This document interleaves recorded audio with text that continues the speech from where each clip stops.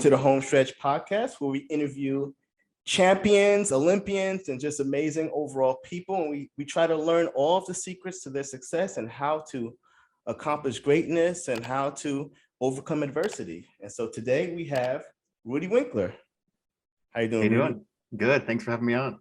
Hey, thanks for coming. Now, Rudy, I'm going to read your resume out for the folks who are not familiar with you. Originally from Sand Lake, New York, Rudy Winkler is the American record holder in the hammer throw. He achieved that with a throw of 82.71 meters, which is 271 feet, 4 inches. Okay, so big throw, the best the U.S. has ever produced. Okay, he went to Cornell. He was an Ivy League champion and record holder. He was a Pan Am silver medalist back in the day, NCAA champion, 2 times U.S. Olympic trials champion. So just amazing resume, has done great things. Rudy, wow, that's quite a resume. Yeah, thank you. No, I always feel real awkward having to spew off my own accolades. So thank you for covering all that. Yeah, no problem. Everyone always has the same issue when I start reading their stuff off. They're like, oh man, that's me. Yes, it is you. Yep. Absolutely. Rudy, you're fresh off of the plane from your Olympic experience. And I definitely want to get all into that and talk about Tokyo. But first, I just want to learn how you got into track in the first place. What got you started and how'd you get into specifically throwing the hammer? Yeah, so I feel like I've told the story to a bunch of different people recently. I get better at it every time I tell it. But so I started doing track with a Pee Wee team in my hometown called the April Park Roadrunners. Town I'm from is Sand Lake. The school district was April Park. And with the Roadrunners, I started, this was like 4th or 5th grade. I started with the mile. They made you do a running event and they made you do a field event every day that we met. And we met like twice a week. So I did the mile and I did high jump and I would do sometimes shot put. But the reason I started was because my parents, I was playing baseball at the time and I started gaining weight. And my parents thought that if I did track, I would run. And if I ran, I would lose weight. Which I did run for a little bit, but then I ended up, I was dabbling with shot put at the start and then started doing it more and more and more. And then they stopped having me do the running events when I would go to practice and I would just do the shot put. So then their plan of making me run, do track to run ended up backfiring and I ended up throwing the shot put. But I was really good at it, even when I was trying to do the 2 mile at the same time or the mile at the same time. But I was good at it and I really enjoyed it. And my 6th or 7th grade year, only a year or 2 later, I ended up stopped doing baseball because I liked doing track so much. And then we didn't have a modified middle school team in my school district.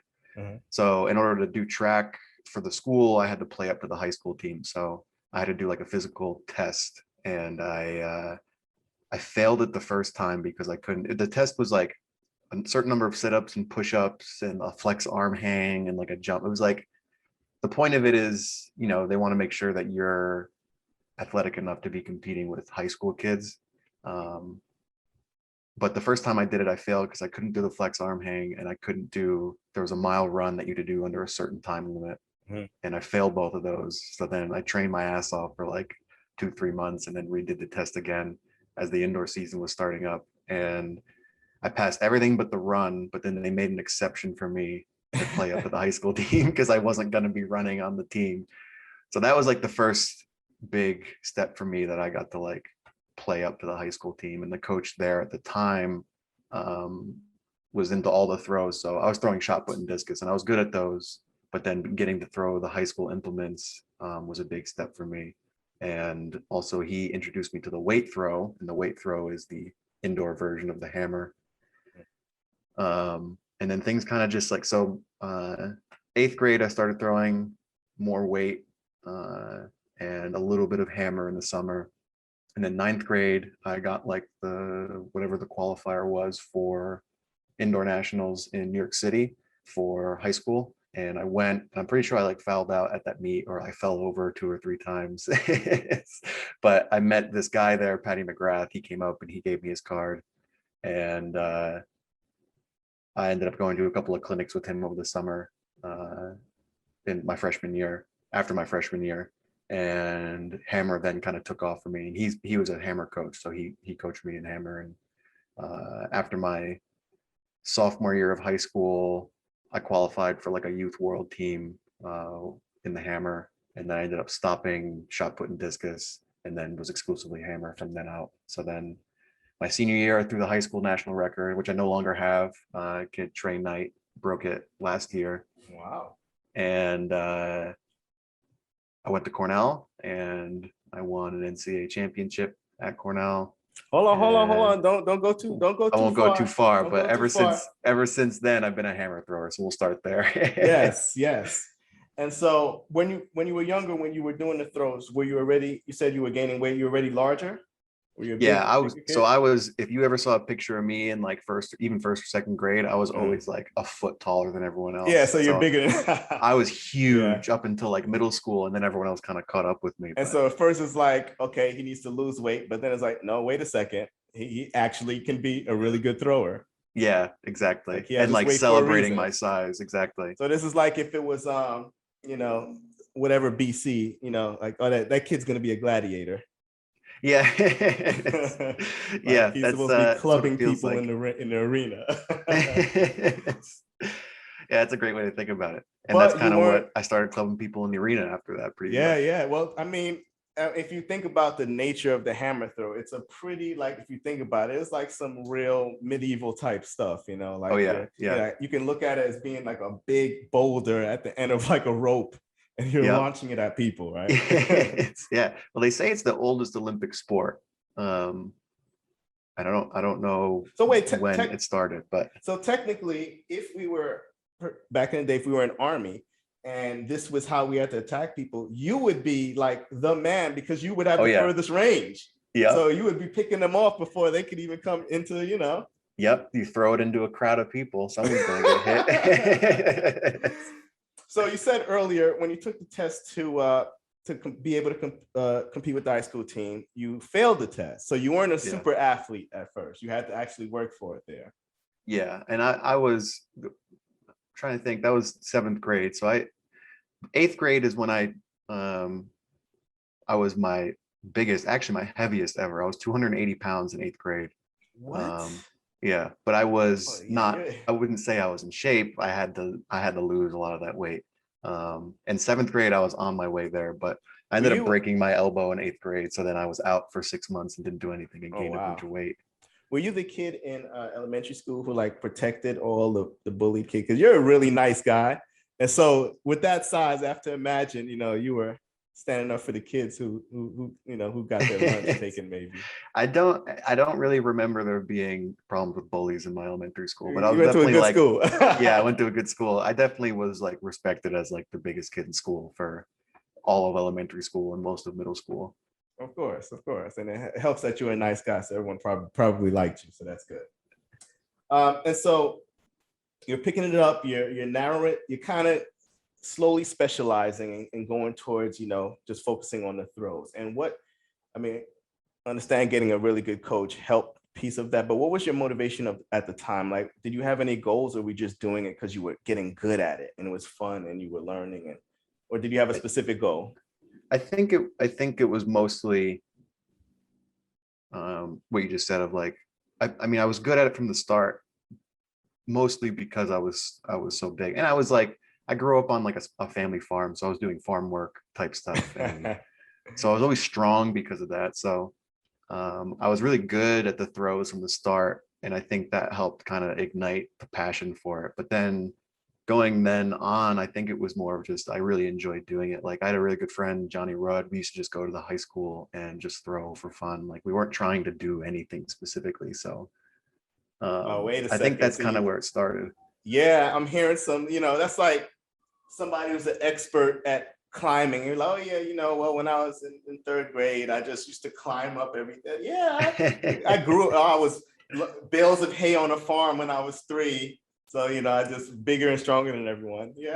Some prep work.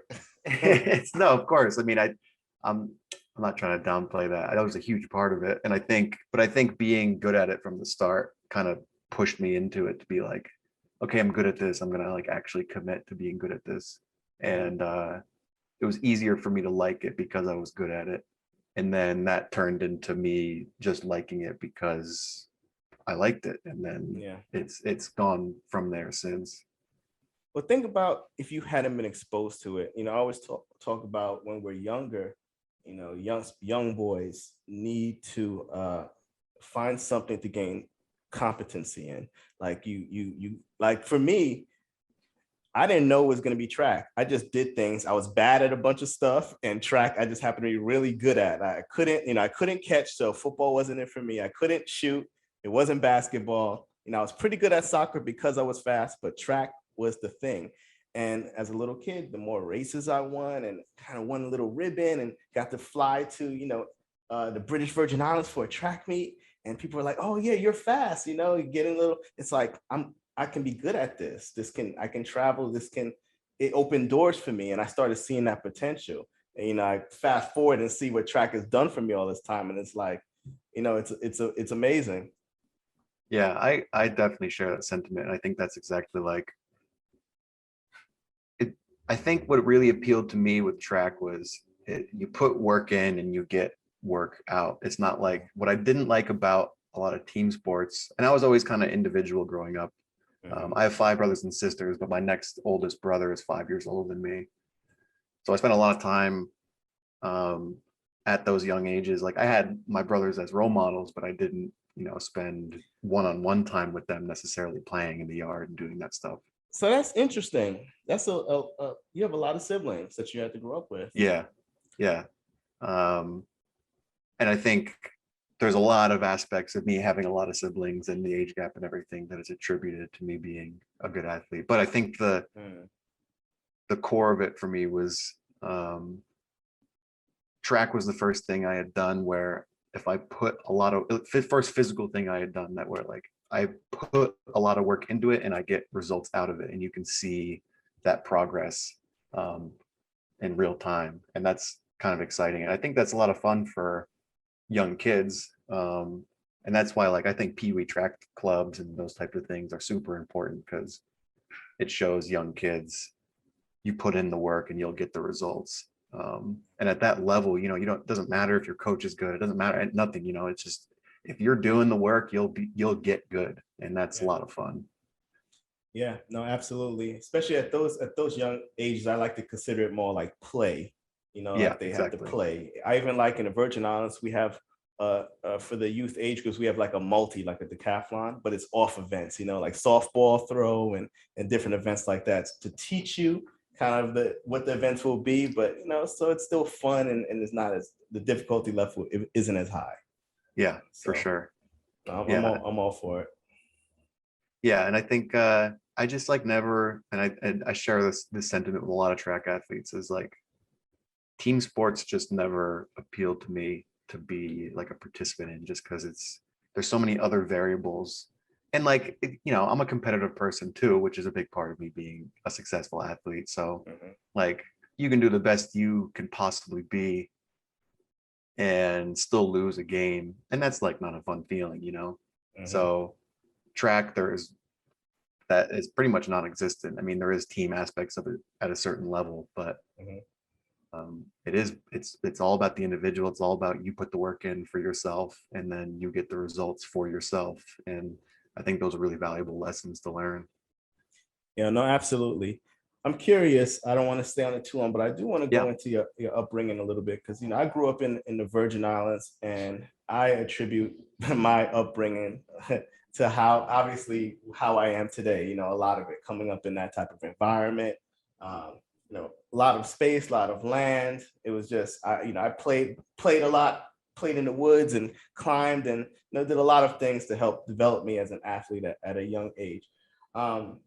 And also just the Virgin Islands, track and field was a way for me to leave the Virgin Islands and move to the continental US and pursue other opportunities.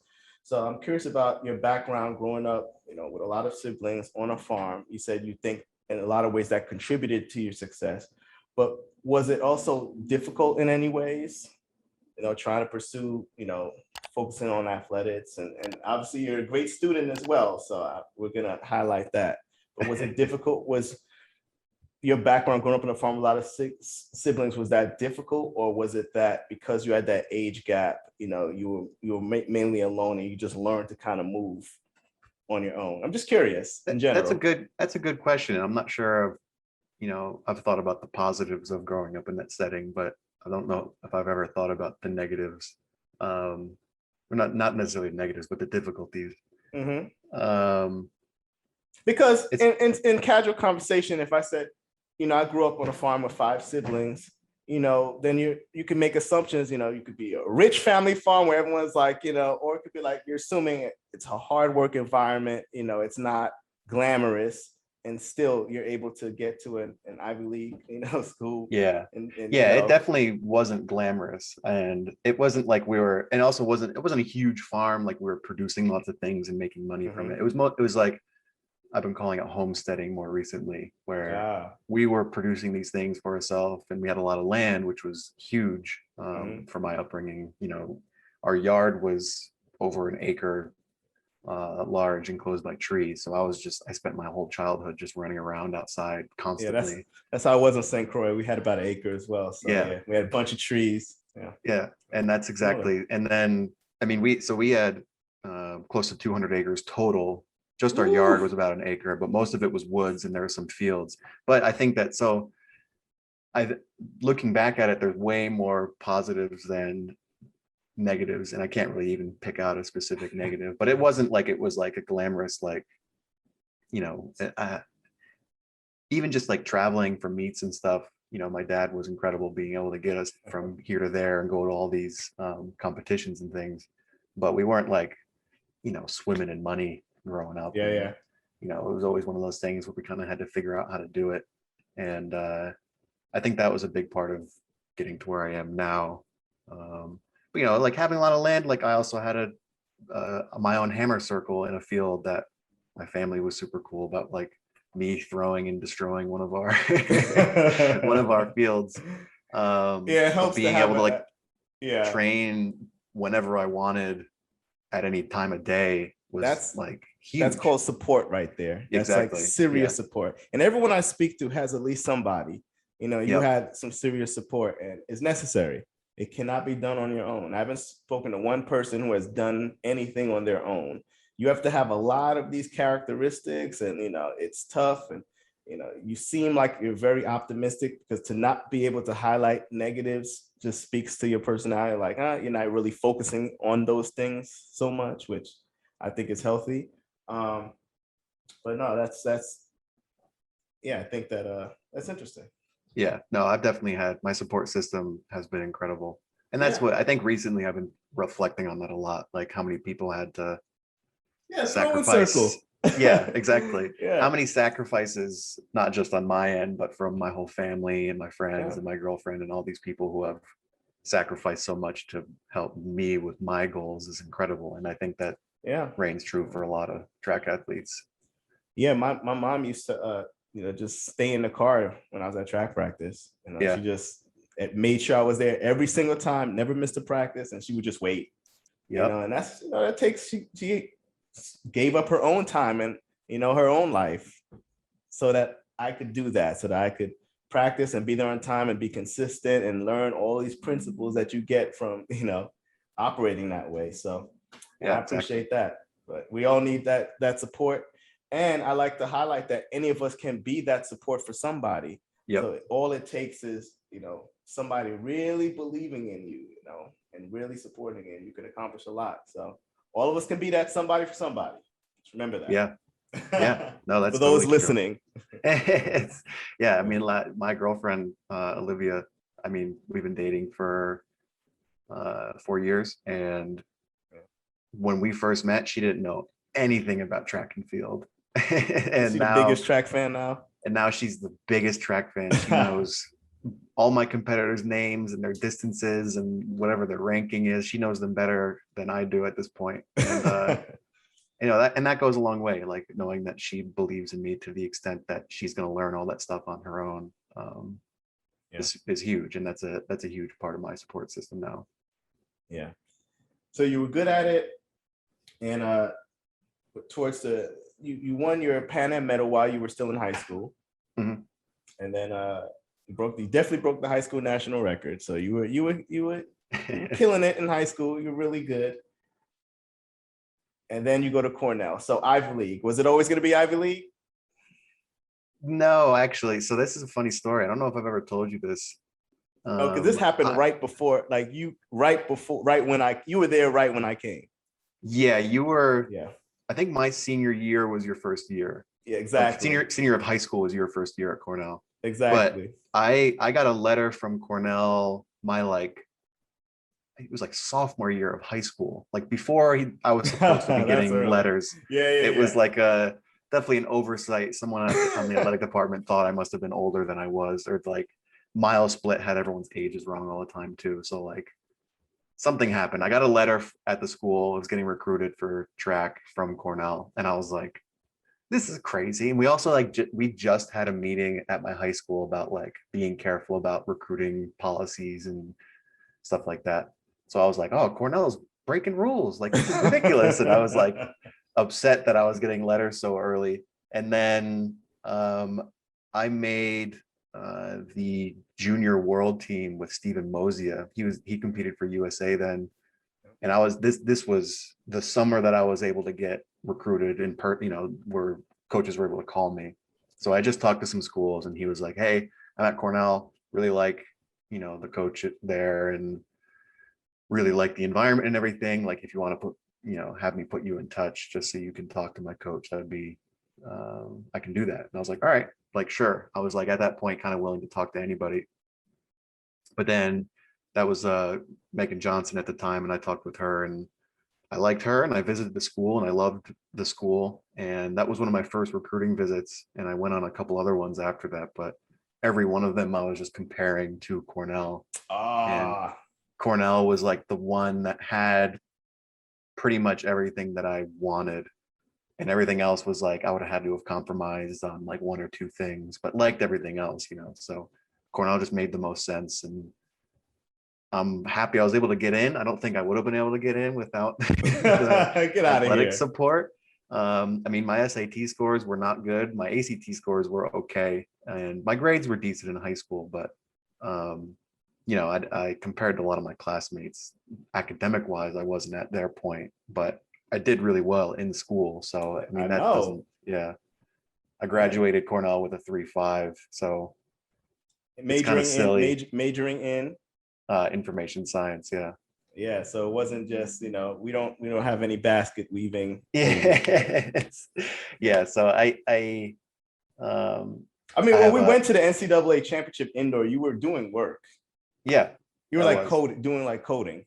Yeah, I was doing coding homework then. I remember that actually. That was when that was me in Austin, wasn't it?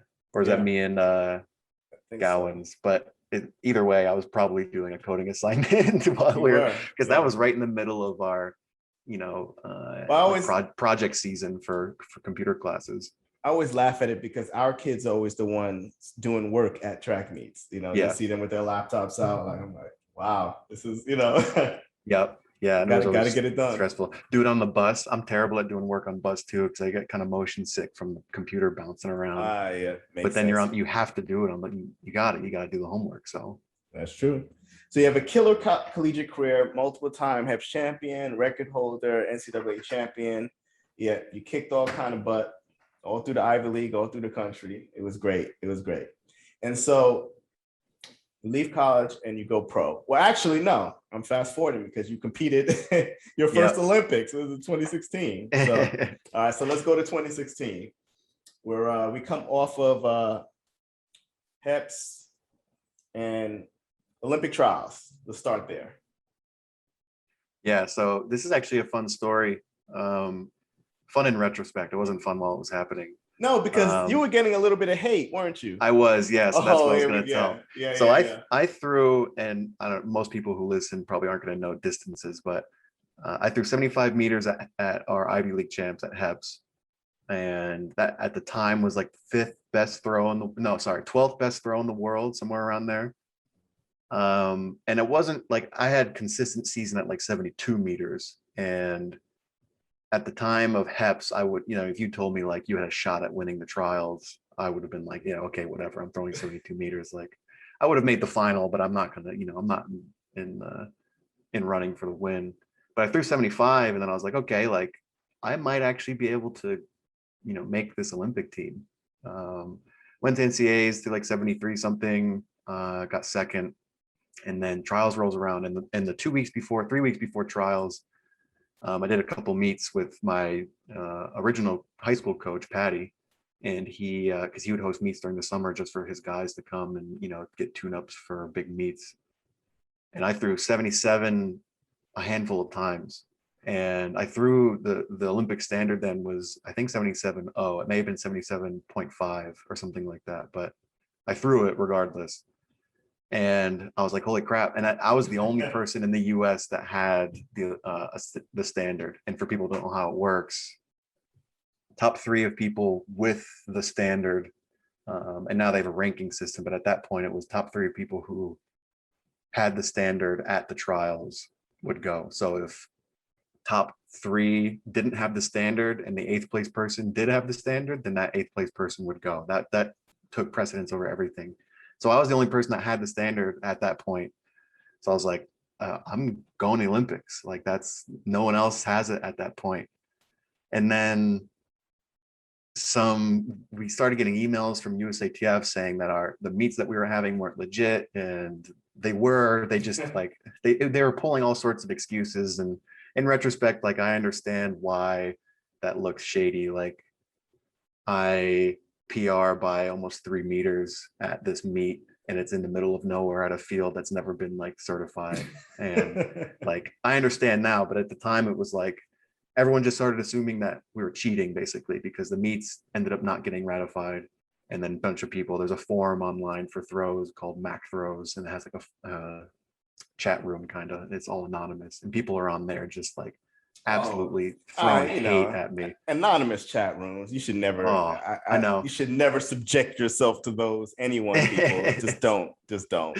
Yeah, so but like I was going on there, and people are hating on me and saying I'm cheating, saying they don't believe it. I have people in the throwing community, like other throwers that I really respected, saying like on Twitter that this is fake and not real. It's a shame that people have to stoop to such levels. And you're you're a senior, just finishing up college, essentially. Well, yeah, and and these are folks that you looked up to and respected, who are like, veterans in the game. Yeah, exactly. So I had veterans, exactly. So that like going into trials, I definitely had like something to prove, which could have went either way. Like it could have made me try way too hard and end up blowing the whole thing. But like people on that forum were like, oh, if he doesn't produce a good throw at trials, then we all know like all these marks are fake. Wow. So then trials comes along. My first couple throws were like 70, 71, 73. I was like kind of itching up there. I think I was in 4th place going into the final, going into my 4th throw, and they reordered once you get to the last 3 throws. And people are, assuming I wasn't going to throw far because they don't know like my progression at these other meets, but it was pretty much exactly how I was stacking up at those meets. I was throwing 77. I would start at like 70 and then get better by like a meter at a time. So then my 4th throw comes around, or 4th or 5th throw, and I popped off a 76 meter throw and won the trials. And that was like, it kind of like validated my whole existence at that point. It was like, yeah, screw you guys. I did do that thing and I won the trials just to prove it. So that was really cool. Good. That feels good, doesn't it? Yeah, that felt way better than making the team. But when you have haters, that means you're doing something right. I just spoke to Michael Cherry the other day, and he was he was mentioning that part of his driving force was that so many people counted him out as just a relay guy. So he's like, so he got 4th. So he's like, no, I'm not just a relay guy. I'm one of the best in the world. So, sometimes that chip on your shoulder, it helps, to push you. It definitely helped me at trials in 2016. Yeah. But yeah, man, that was super stressful, but that whole experience was great. But then like the games came and I didn't perform at the games the way I wanted to, but that whole experience leading up to it was just like so fast. It was like I went from not thinking I was going to make I went from thinking I was just going to go to the trials to get the experience of going to trials to going into it being like, I'm going to win this and I have to do it to prove that I'm not a cheater. And then won it. So that all happened in the span of like 3 weeks, 4 weeks. So then I've been saying recently, and I don't want to skip too far ahead, but I made the 2020 team, the 2021 team. And this feels like more like it's what I've been like working for a longer time. And it feels more real that I made the team than it did in 2016. Because 2016 feels like, and the way I've been saying it is like, it's something that happened to me, not something that I like purposely tried to do. Whereas this time around, it was something that I was purposely trying to do. And it just has a completely different vibe. And I don't want to skip too far ahead. We can get to that at some point, but. Oh no, we'll go into the Olympic experiences because you had some differences in 2016 into 2021, just even as your experience as an athlete. So let's talk about 2016 a little bit in Rio. I was there. It was great. Yeah. Let's talk about it. Yeah, 2016 was, I think at that point, I was just kind of burnt out, especially with the whole collegiate season and everything I went through at trials. Yeah. And it was often tough for collegiate athletes to come off of, NCAA's, the trials and the games. Even the collegiate athletes who just competed this year, absolutely tough time. You're spent.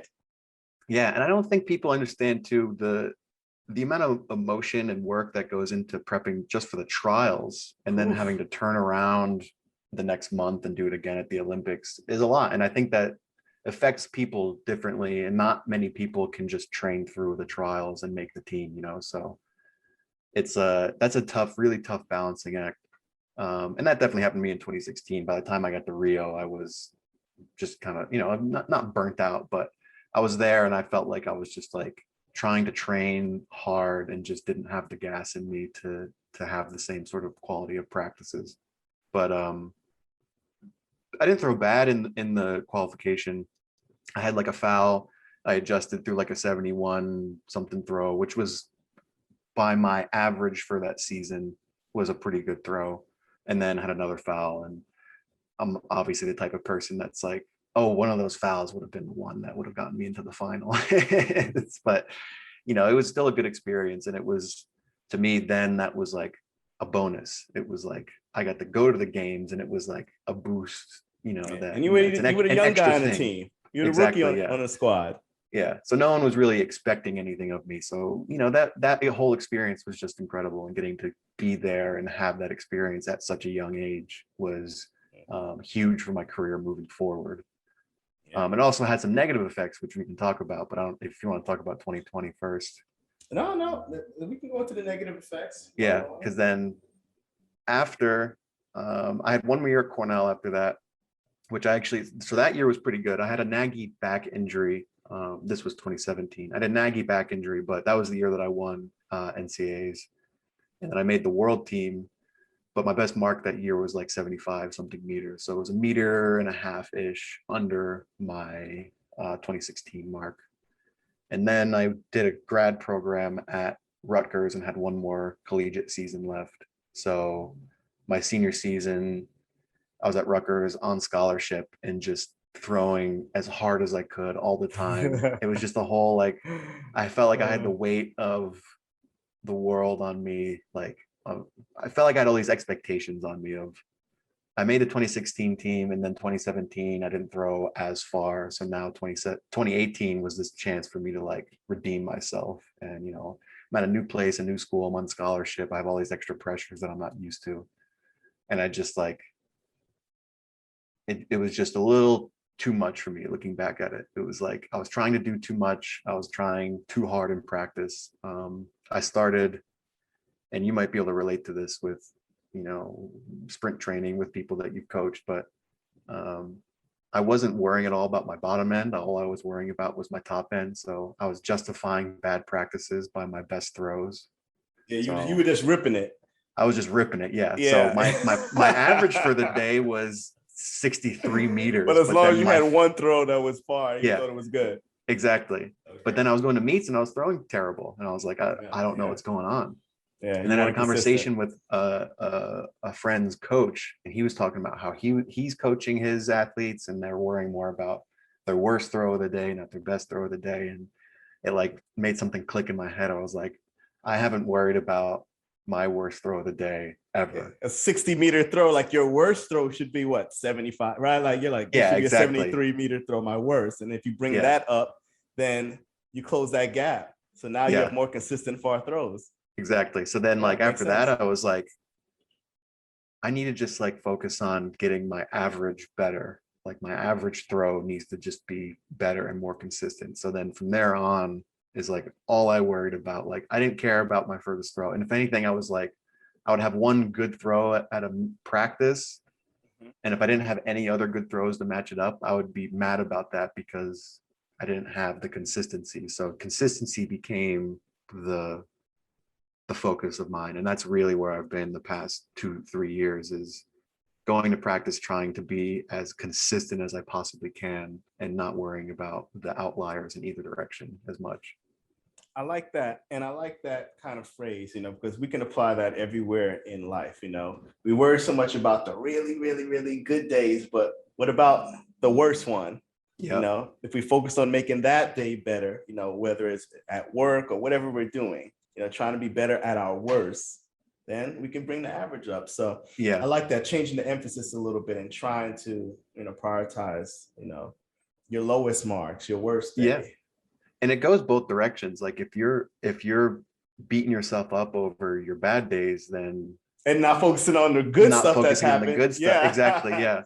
Yeah. So you got to be somewhere in the middle where I'm thinking not, of it, if you're in a day that's not as good, but you're focused on the good day, like, man, I want that excellent day on the beach, but maybe not appreciating that what you have right now isn't that bad.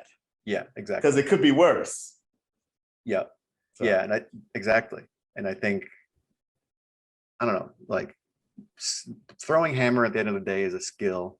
And I've gotten really good at developing skills because of that. Because I've applied that same mindset to like everything I do, of like your average, you're only as good as your average, basically. Nobody really cares about your absolute best or your absolute worst. But as long as you're consistent somewhere that you're happy with, then that's where you need to be. I hope you folks are liking these gems, but I'm gonna just say we're not philosophers. Rudy is a hammer thrower, and I'm a track coach. So, but I hope you guys are enjoying these some good tidbits here. Yeah, you feel like a philosopher sometimes, especially with like the mental side of it. The mental side of track is huge, and that's like at a certain level, it's 98% mental and 2% actually physical ability. It is. It's 100%. I mean, even what you just described, you came off of a great year, and then you had that year where you were pressing, and it was really just because of the pressure, your perception of it. Like it may not even have been people really having those type of expectations. It's just you feeling like they have those type of expectations. So it's like, that's exactly what it was. Yeah, I heard a quote the other day, and I'm gonna have to find out who said it because it was good. And I'm hoping not to butcher it, but there was like, you know who you think you are, and people, you think you know who they think you are, something like that, and people know who they think you are, but who you are is your perception of who you think that people think that you think you are. It was something along those lines. It was something. So he's like, we're living in a really convoluted kind of perspective where we're really trying to figure out what other people think that we think of ourselves. Yeah. That's right. It's a twister, folks. But that is 100% like, so 2018, when I was struggling, I had these expectations for myself that I was projecting on to other people as being their expectations for myself. But because I thought there were other people's expectations of me, that was like way more stressful for me, because I'm good at competing with myself and, you know, holding myself accountable, but I'm not as good at, you know, recognizing when, external pressures are not necessarily external pressures. So like I was focusing so much on like, I need to do this because people are like counting on me. People are, Oh, Rutgers brought me here because I'm on full scholarship. I got to perform for them. But like they were just happy to have me there. They didn't care you're how I national did. champion. You're Yeah. bringing attention, and you still won conference. I'm sure. You scored Yeah, points. one conference. I threw Yeah, you got conference second at record. NCs. Yeah. I think, well, so I got at Rutgers, I got like fourth at NCAs. And that was like, oh, I was so devastated. But then I won NCAs like 2 weeks later. And it's like, Okay. they were going to be proud of me no matter what. And then that was another big point of like, I realized all these external pressures I was putting on myself, or all these things that I was perceiving as external pressures, were just pressure I was putting on myself and then projecting on the other people. So then I realized the only thing that matters is how I perceive how I did. And yeah. And that's, again, so that's where since 2018, it's all been about consistency and then just being proud of myself and not worrying about what everyone else is thinking of me.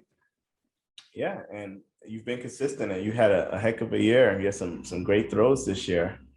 We'll fast forward to this year. Yeah. This year. So some big throws this year. You're no longer the rookie on the block. Everyone knows who you are now. So let's talk about training through the, well, I want to say the latter half of the pandemic, but we're still in it. So I want to say the last, part of the year going into the Olympics and then the Olympic Games. Because I want to compare that experience to your Rio experience. Yeah, of course. So I'm going to start just quickly. And so pandemic hit in March 2020. I was training my mind out at that point. So Worlds was really good for me in 2019. I performed well at Worlds and I threw my PR in the qualification to make the final. So that was like a huge boost for me, that I was like, I'm on the right track. As long as I keep doing what I'm doing, I'll be good. I didn't really skip a beat after that. Like my training picked up right where I left off through the fall. In the spring, I did a couple early spring before, or I guess technically still winter. I did a couple of training camps at the Olympic Training Center. And those were some of the best training days I've ever had, like throwing marks in practice further than I was throwing in meets. And I'm not like a practice thrower, so I usually But you're also usually kind meters. You're usually a soul, like at the training center, were you with some other big throwers as well training? Yeah, so that's that's a different situation for you. Of course. And that but the day I had my best throw, I was throwing by myself. But I was still in that environment, of course. But I was throwing marks that were further than my practice, or further than my meets. And I'm not a practice thrower. I usually add 3 to 4 meters onto my practice throws. So I was like, I'm in shape to throw 80 meters this year. As long as I just keep doing what I'm doing, I'll be fine. And then the pandemic hits. I get COVID in April. Had to take a full month off just to make sure I was fully recovered. Also, the Olympics got canceled. There was nothing to train for. So I was like, I'm just going to take my time here and get back into this really slowly. Started kind of coming back really slowly, working on some like more fundamental type stuff with my technique, which I think was really good for me. I don't think I would have focused on those things otherwise. And then July, I did a couple, again, my coach Patty did a couple of summer meets just so we had stuff to do. And at those meets, I threw 80 meters for the first time. And for people who don't know, 80 meters is like a huge barrier in track and in hammer throwing. It's like the 80 meter club is an exclusive club. I think there's only like 100 and something people that have ever done it historically. So that's a huge mark. That's like running a sub 10. I don't know if it compares directly in terms of it might be numbers. bigger. It might be bigger than that, actually. Yeah. But it's the same idea of like once you break sub 10, then you're an elite sprinter. Big time. Yeah, exactly. So it was like, oh shoot, like it kind of validated everything I was doing at that point again.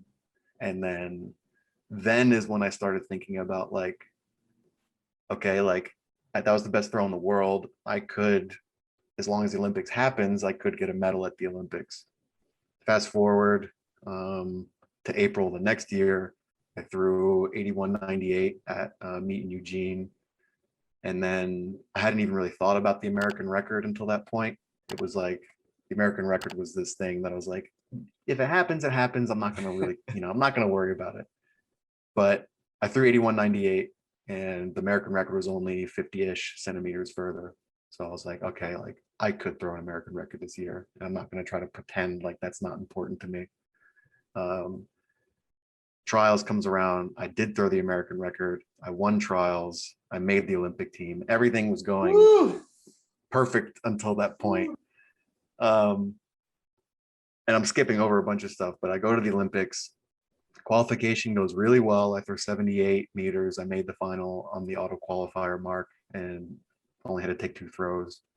And then I get to the final and it was like all this stuff that I had been working, thinking about and working towards, and everything that had been going on for me for the past 2 years has come to this point. And it was like the moment was right now and it finally was here and it's what I've been waiting for.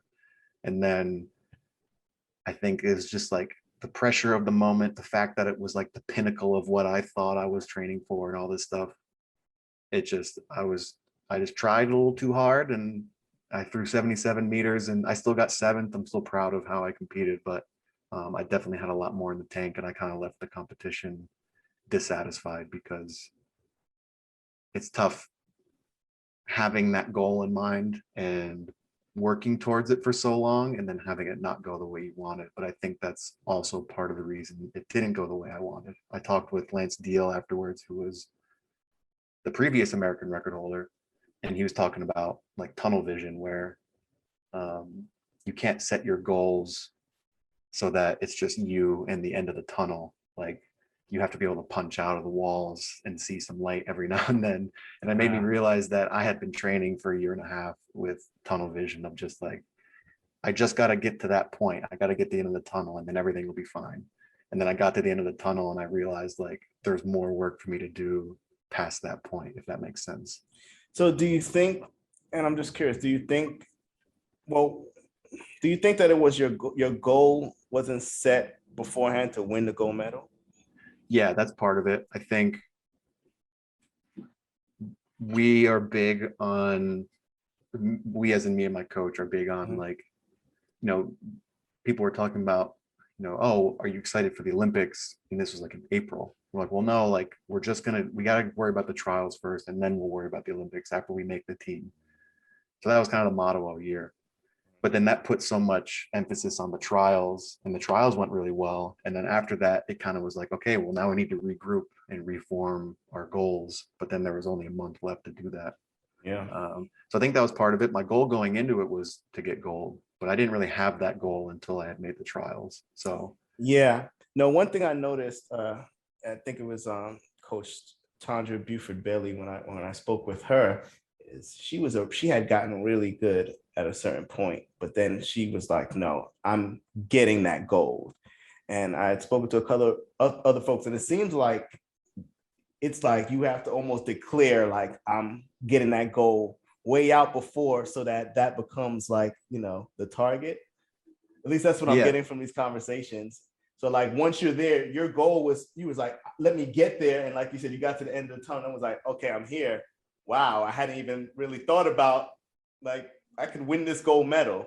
Yeah. It's almost like you had to have known that you were going to win it, a couple of weeks before that. Like it had to know it. Well, even like training with the intent of winning the gold. Yeah, like it's different. It's different. Yeah, it's just different, and that's as perfect like, as your training probably was.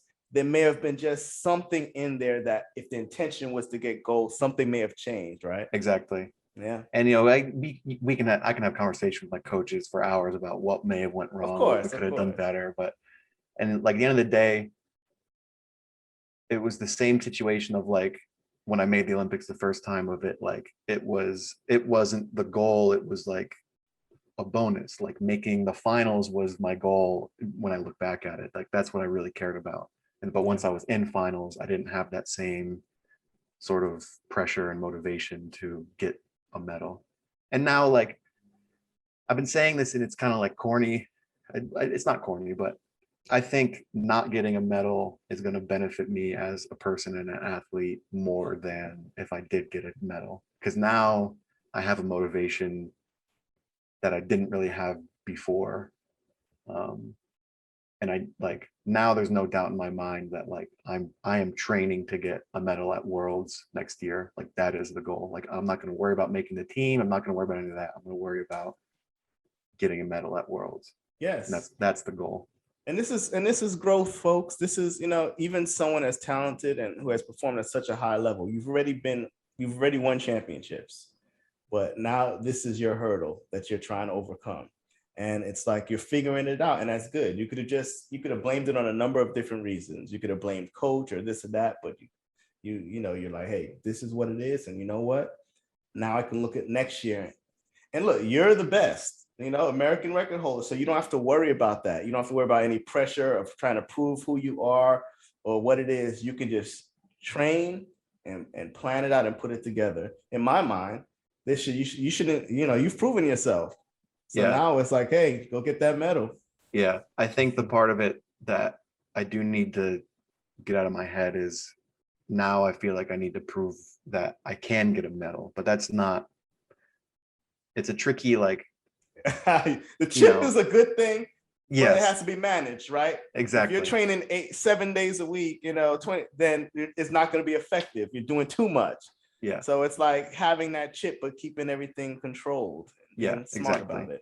And that's my philosophy the past couple of years has been like most people when they hit a goal or they have a goal or you know whatever the case being, like they want to start changing everything once they start seeing some success.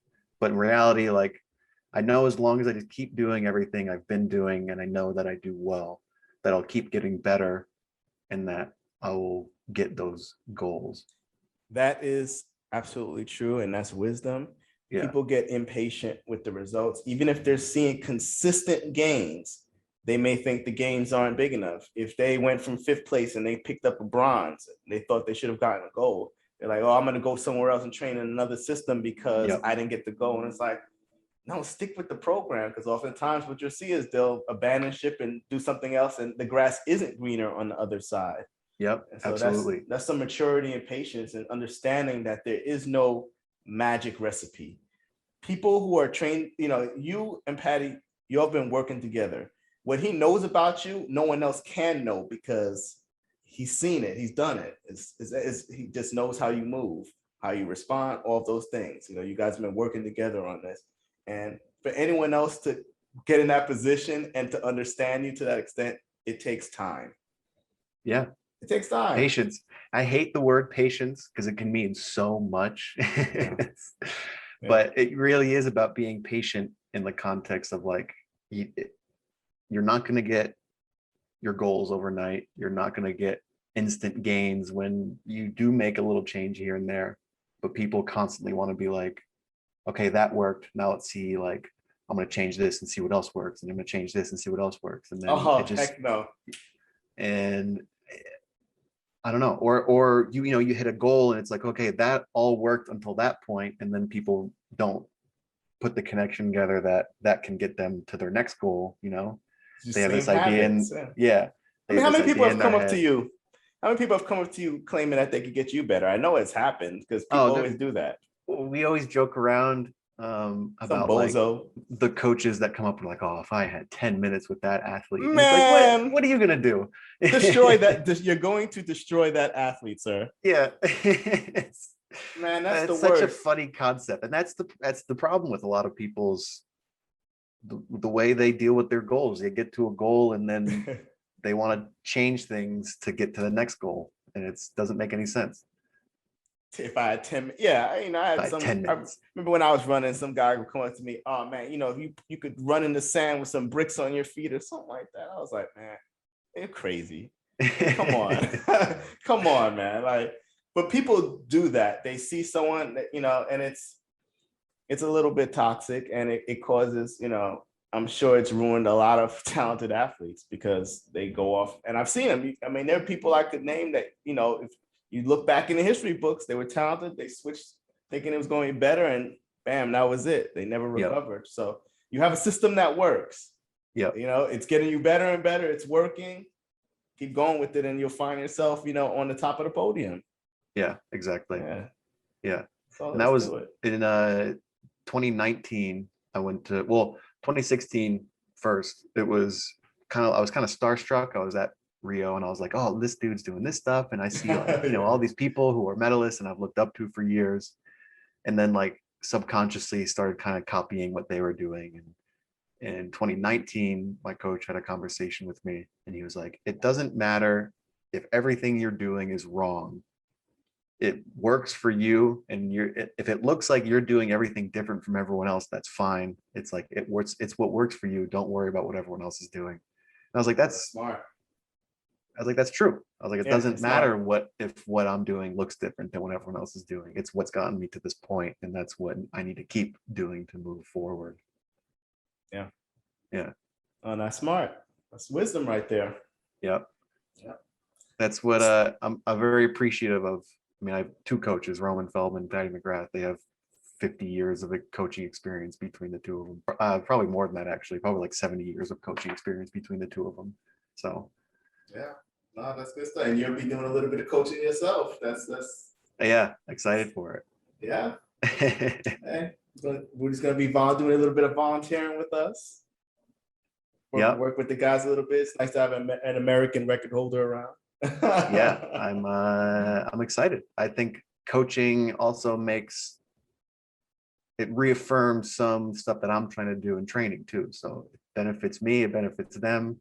It'll definitely give you a different perspective when you start working with someone. You're like, oh, now I get it. Yeah. It always happens. When you become a coach, you're like, I need to call my coach. I need to apologize.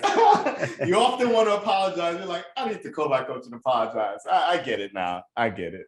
Oh, yeah. I mean, I did a little bit of assistant coaching when I was at Rutgers, and it made me realize how stubborn I've been in the past. Yeah. You're like trying to explain. You're like, no. You're like, oh my God.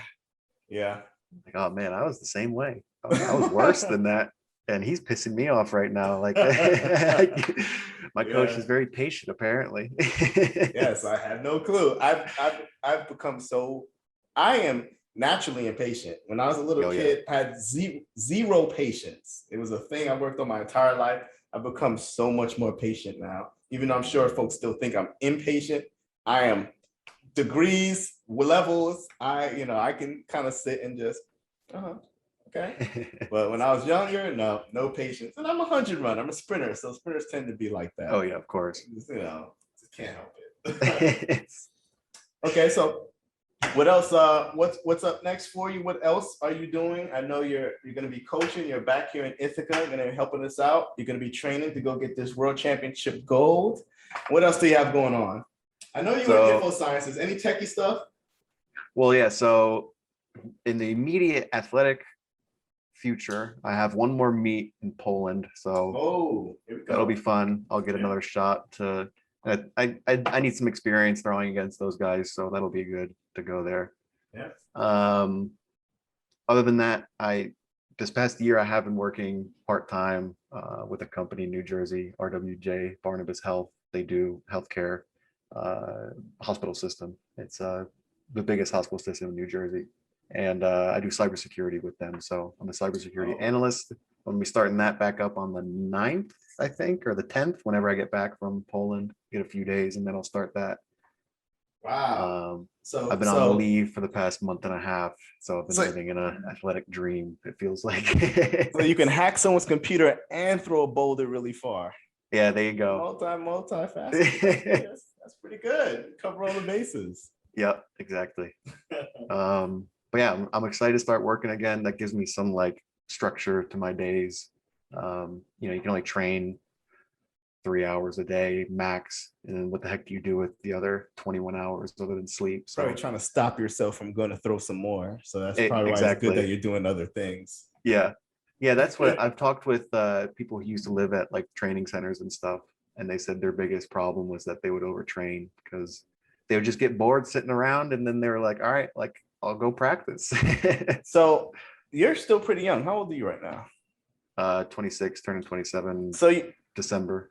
Yeah, so you're still pretty young. So as you start getting into your 30s, people don't realize this, but you got to cut volume. Oh yeah. Got to cut. A lot of folks try to train at the same volume levels that they did when they were in college because they're remembering their college workouts. That is way too much volume for someone who starts getting in that age range. And you see a lot of the more successful folks who are 30 plus, they don't, if you talk to them, they don't train at the same volumes. Intensity, sure, but the same volumes? No. Yeah. No, it looks like the throwers too, especially hammer throwers, can throw until they're in their mid 40s, but the ones that are pushing 40 look like they don't really do anything. Probably like 10 throws go home. You're like, this guy, yeah, they're 40. It's already built in at that point. Exactly. All you can do is hurt yourself. So, I folks listening, when you start getting up there, reduce the volume. We just spoke to Kim Collins. How do you make it to 40 years old running 9.9? Listen to your body. At some point you've built the machine. So now, it's not going to take, you're not going to have to kill yourself physically to get to the next level. You're just doing what you're doing now and you continue your progression. I need to put on 200 pounds. Oh, I'm sure folks are curious because you were out there in Tokyo. I did speak to Michael Cherry and asked him a little about his experience there. I know that they restricted the amount of time that you could be in the village. How many days were you in the village? I got there the 26th and I left the 6th. So I was there 10 days. 10 days. 10 or 11 days. Okay. And did you get to experience Tokyo at all? Or was it you were still in kind of a bubble? Kind of a bubble. I mean, It was cool getting to see the city just on the way to practice and things like that, but we didn't get to go out anywhere or do anything, which is a shame. I mean, I have always wanted to go to Tokyo, so I thought this was going to be my chance to like see some cool stuff, but I'll go back at some point. Now did you get to see Rio when you were in Rio? A little bit. I was there the rest of the week after I competed. My family was there, so I got to see a little bit with them, but It was still, track was so late and my event was one of the later events for track too. So there wasn't much time left after, before the closing ceremonies to really go do that much, but I did the classic, like I saw the Christ the Redeemer and a couple of the other mountains, the touristy stuff that you can do. I got to do that. So that was a lot of fun. So Tokyo, how was the Olympic Village? Tokyo Village was really nice. It was nicer than the Rio Village,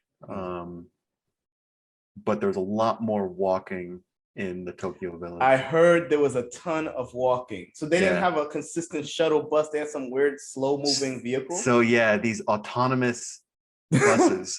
And they were slow.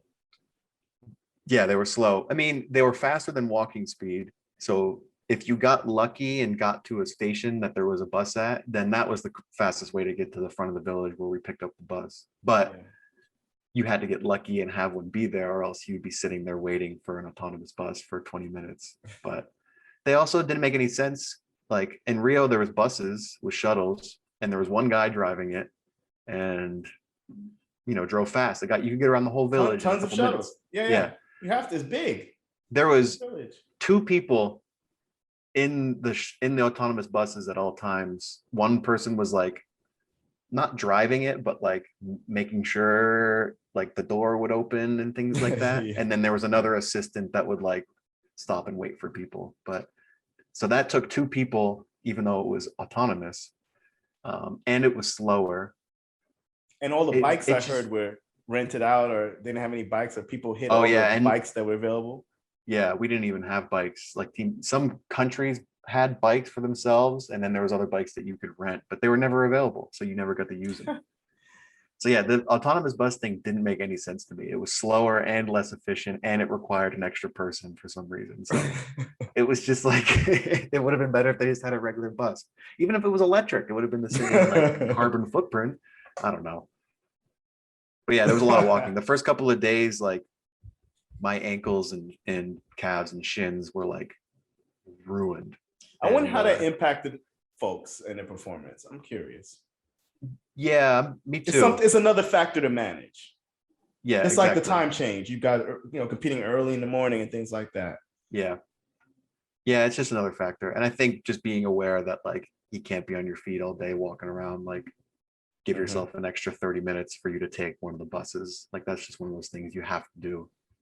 Were you able to mingle with other teams and exchange gear and things like that, like in Oh other yeah. championships? Oh, Yeah. very nice. I was big on trading pins. I still didn't trade quite as many as I would have liked, but Yeah. way better than 2016. I left 2016 and I was like, I wish I like made a bigger effort to trade pins, but Yeah. I traded all the ones they gave us and then had some extras that I was trying to trade. So that was fun. And then getting just to like, the throws community, even internationally, is pretty close. So like getting to see some people I haven't seen in a lot of Mhm. years was really cool. Yeah, I know I wanted to ask you about that because you mentioned the throws community, and we were talking briefly about just in track and field. There's some events that get a lot of attention, a lot of love, and then on the financial piece, those athletes tend to make more money because they're more popular events, or seem to be more popular, or at least they're the ones that are promoted more or shown more on TV. And it seems oftentimes that the throws and other field events don't get as much publicity or love, but when people see them, they're exciting. Folks were they were watching the throws this year, and I heard a lot of folks were excited about the performances, and U.S. athletes were impressive this year in the throws. So, what do you, as a thrower, how do you feel about that? Is that an accurate assessment that something like the sprints, the events like the sprints, the 100, that they seem to get more support, maybe, or Oh yeah. more I attention? mean, the sponsorship availability for sprinters is way different than it is for throwers. Like I'm lucky to even get a gear sponsorship from a country. Whereas there's people, I was talking with some of the sprinters, I'm not going to say any names or numbers, but talking with sprinters on the team who were making tens of thousands of dollars more than I will ever make just from appearance fees. Not even prize money, not even their endorsement deal, the deals that they're getting, their salary. So that's like the bottom end of the sport is just so far away from the top end of the sport. But that's not, I don't think that that's a reflection of the popularity of the events. And I I know a would lot of agree. people like, I know hammer's not as popular as this, or not distance running, the 100. Like I know it's not, and I understand like 100-meter runners are going to make more money than me. That's just where the money is. Companies are going to pump money into the fastest people in the world because that's just what they want to market, and that's fine. But they also could promote and market throwers in their own ways through like power and strength, and there's all sorts of things that they could do. And it's just the disparity is so huge that it just doesn't really make sense to me. And like I know a bunch of people who had watched hammer for the first time because of me this past year, and me and Deanna, and American hammer throwing is just really good right now on the men and women's side. And there's people who are like, oh, I've never seen this before, it's really cool. And then they like look up information about it, they know like stats, they know everything about it, and it's not hard to understand. And it's really interesting for people to like get sucked into an event like that. How how heavy is the hammer that you're throwing, Rudy? At 16 pounds. 16 pounds. And how many feet? In feet. How far in feet have you thrown the 16-pound hammer? At 271 feet. So listen, 16 pounds, go to your gym and go ahead and grab a 15-pound dumbbell, right? And throw it 200 feet. Okay? 200 feet. Do you know how far 200 feet is? So yeah, I just wanted folks who don't understand, to get an idea of what you do. You're throwing a 16-pound ball 200 plus feet. It's incredible. It takes a lot of discipline, training, hard work. If you see Rudy throw, you spin so quickly. I mean, it's like beautiful. Like you're on a dime and you're spinning. It's amazing. I mean, it's not natural at all. Like it clearly is highly skillful and takes tons of work. And so you should get paid for it because people like watching it. Yeah. I just like, I think it's like a chicken and the egg situation where we're all like, well, they should, promote it and market it more because then more people will watch, but they're not going to promote it and market it more until more people are interested in it. So it's like a catch-22. And it's just, I think if they put a little bit of effort into it and like really showed like, here's some of the nuances of the event, here's like some of the nuances of like competitors and rivalries between people, I think people would get really sucked into it and would really enjoy it. The only reason people don't understand it is because they don't spend any time trying to market it or promote it. So I agree. I don't know. I think it could be a lot bigger. And I think we're kind of on the verge of that if things go well these next couple of years. I think especially with the way the internet is, with like just access to information and all this stuff. Yeah, I saw so many clips of Raven all over the place. Yeah, exactly. Raven's a great example. Yeah, it was like, oh wow, this is, people pay attention. It was good. Yeah, it helps that Raven's a badass too. So. Yeah. Like, it brings attention to the sport. Good or bad, people are paying attention. So yeah, it's good. Yeah, and I'm of the opinion that like if the bottom end of the sport, and this goes back here, this is what we were talking about originally, of if the bottom end is better, then the whole sport benefits. Oh, see, perfect. I love how it pushes the whole average up. Yeah, so there you go. Instead of just focusing on the bolts or the top of the top, maybe we should look at why is it that folks who are the best in the world in, let's say, triple jump or into some of these other events, hammer, probably disc, high jump. Yeah, high jump. Why are they barely getting by? Why are they having to work multiple jobs? And it's just, there has to be a way to figure this out. Okay, I know how money works. I know it's not just snap your fingers and money, comes around, but there has to be a way to figure this out to where the bottom end of our sport isn't doing so bad. Yeah. Everyone watches the Olympics for track. No one's watching the other stuff. It's track. I didn't hear anyone talk about synchronized swimming. Sorry. even like a lot of those sports deserve to get some extra money too. And I don't know. Again, ping pong. The bottom end gets pushed up. Table tennis. Ping pong is pretty sweet. It's I like watching it, and it looks very skillful, but I don't know. Hey, what's the difference between a game and a sport? This is where I get, like bowling. I'm sorry, bowling fans. I like bowling too.